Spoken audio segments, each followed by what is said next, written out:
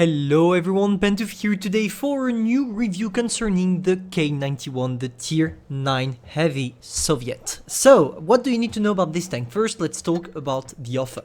You have two offers available, one at $15, one at $20, and both are great considering the price and the tier of the tank. But before jumping on the offer directly, you need to maybe learn a couple of things concerning the tank. The first thing that is really important is that it's quite an average tank. It's not something broken, and that explains the price Wargaming put the tank at, but also it's one of the few tanks even if you're a good player, you're still gonna have good games, of course, but it's not really an entertaining tank.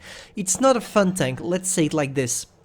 So, concerning the characteristics, it's one of the first, if not the only one at tier 9. Yeah, it's the only one at tier 9 that has an auto-loading system. You have 3 shells in your magazine, 350 per shell, and a total reload of around 20 seconds and 3.5 seconds between shells.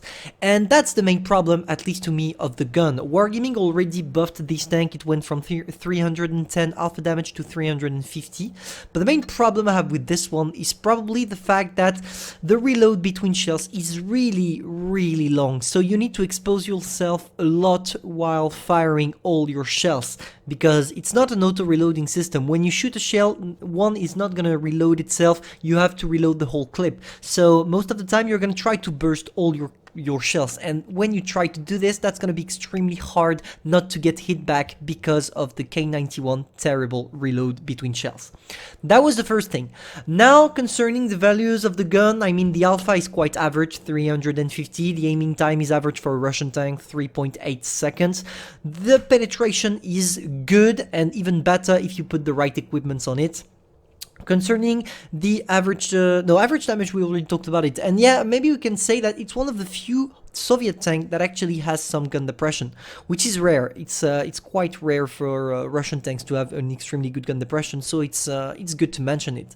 Now, concerning the armor, the profile is quite weird. Let's say that with regular shells, everybody's gonna go through your hull. Maybe you can try, because here this part is quite strong, you can try some side scrap. It's gonna work as long as people are shooting at your hull and not your turret, because the main problem on this tank is the turret. I'm gonna explain to you why. As you can see, it's not it's one of the few weird turrets the game has, especially mounted on these kind of tanks. As you can see, this part here is quite flat when you face it like this. So maybe with regular shells people are gonna bounce most of the time, but if they use gold shells, they have a lot of chances to go through that without really struggling. That's why I would consider, when you're playing this tank and you're facing someone and he can only see your turret, try between your shells to move a little bit the tank, wiggle it, because if you wiggle it, you're gonna be able to make them bounce, or at least increase your chances of them bouncing your turret. It's important, because if you don't do that, you're gonna get wrecked with this one if you stay straight in front of your opponent without moving, etc. Now that we talk about the armor and the gun, maybe just 2 words about the mobility. First, it's quite average, and I don't know if it's me, but I feel like the tank is easily flammable. I don't know if it's only me when I'm playing it, that's possible that I'm cursed with this one, but yeah, it is extremely flammable, at least to me, but it's not a big deal, let's face it. Now, how am I equipping it? Provisions, no problem, you already know what I'm putting on. Ammunition, I have this kind of stuff, and for the equipments, I'm going to explain to you what I'm using. I'm using calibrated shells because I'm not comfortable playing the improved ventilation. 5% is not a lot, at least to me. That's why I would rather go for calibrated shell and being able to penetrate more easily my targets, especially with gold shells. After I go for it, the enhanced gun laying drive and the vertical stabilizer, because I want to maximize my aiming time between my shells, because every time you shoot, your gun dispersion is going to be a little bit bigger, of course, because you just shot. That's the first thing. Now I go for the defense system, because you're not going to ram anything with this tank. The enhanced armor, I go for the enhanced armor because of the turret. Sometimes it's going to allow some trollish bounce, but most of the time I would say to people to go for the improved assembly. That's just my playstyle for the enhanced armor. You may like it or not, but I think maybe improved assembly is going to be more effective for most of you, so maybe you should go for the improved assembly and not the enhanced armor. After I go for the toolbox, because we don't care about the enhanced tracks, let's face it. Specialization, I go for the improved optics because I'm not a tank destroyer, I'm not going to camp. After I go for the engine accelerator because I feel like both the traverse speed and the top speed of the tank are average, so if I can improve both at the same time to give them a little bit of a boost, I can do it and just take the engine accelerator. And finally, I finish with the consumable delivery system because you don't need adrenaline, you don't have adrenaline on the tank, therefore you don't need to equip something to improve adrenaline, so I go for the thing allowing me to cool down all my consumables, even if I'm not using any, so probably it's not the best deal. But yeah, that's how I'm equipping my K-91. And yeah, now let's just jump directly into the replay and talk about the replay now. So, concerning the game, as you can see, we are in tier 10, therefore we need to play it a little bit carefully. I already told you that the turret is pretty weak when it comes to gold shells, especially against tier 10s.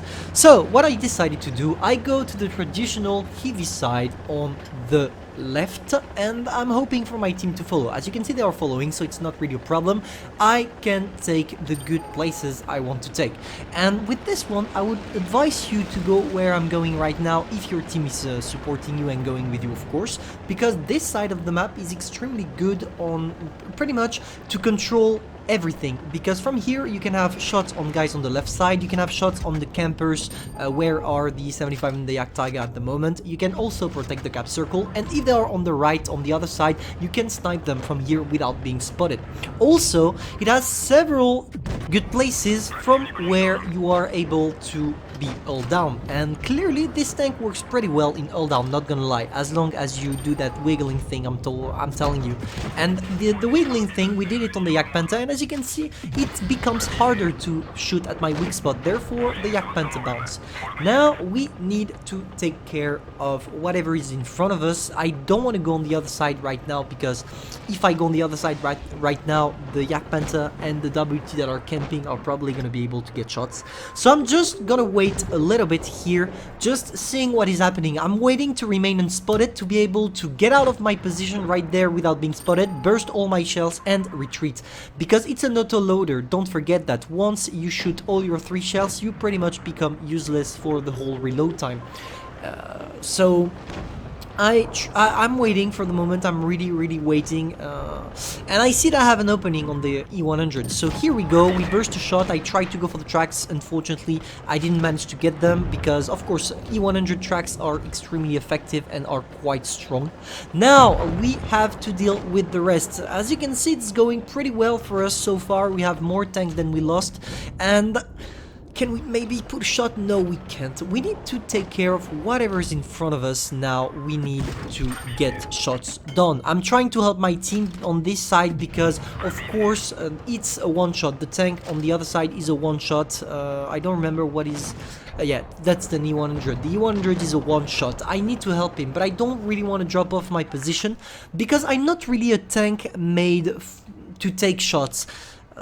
And especially in this kind of match now, I don't see the point of me getting into trouble for nothing. I would rather keep my HPs for the moment than just go brain dead on the Yak Panther E100 and the WT just to save an E100 that is already a one-shot. So instead, I decided to wait for me to be unspotted and go back, use my shells to perma-track the Yak Panther. We managed to kill it. We only have to deal with the WT now, and I'm gonna decide to reload now. Why? Because keeping one shell only is not the best thing to do. You would rather, when you encounter an enemy, you have a lot of chances to be able to just burst all your shells. Even if you take a shot, you're gonna burst all your shells. So always be ready when you're facing an enemy. Always make sure you have 3 shells at least, if you have the time to reload, of course. If you don't have the time to reload before dying or being in trouble, don't do that. But most of the time it's gonna work. I thought the E100 shot and I took a hit here. First mistake of the game. That was a huge mistake. Thanks, it's not gonna cost me the game, and instead of dropping dead on the 100 facing it from the front, I decided to turn. I mean, maybe in the process I'm gonna lose all my teammates, but it's a better strategy for me. I know there's the WT behind me. If I went on the E100 from the first position, the WT would have been able to destroy me, or at least put me some great HE in the ass. So I decided to turn around, because doing this I can surprise the WT, and now I just have to deal with the 100 because he's focused on the he's focused on the on the T95. So I can manage to put 2 shots, not 3, because he managed to repair. We go back and we are gonna reload our clip. It's not a big deal. Here it's quite easy. We only have to face a WT that is a 1-shot and an E100 that has yeah, in 2 shots we can kill the 100. So the main thing here is to kill one by one, and starting by the WT. That's what we did.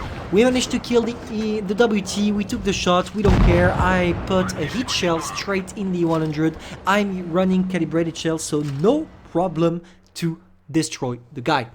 And we managed to get an ace tanker, 4.2k damage. As you can see, the tank is not used a lot, because doing only 4.2k damage and getting an ace tanker is quite rare, especially at tier 9. Usually it's more a tier 8 game than anything else, but I only had this replay because I didn't play too much today. So hope you enjoyed. As always, be careful buying this tank. It's a great offer because the price is good, but the tank is quite average, so you really need to know what you're doing. Thank you all for watching, and see you soon.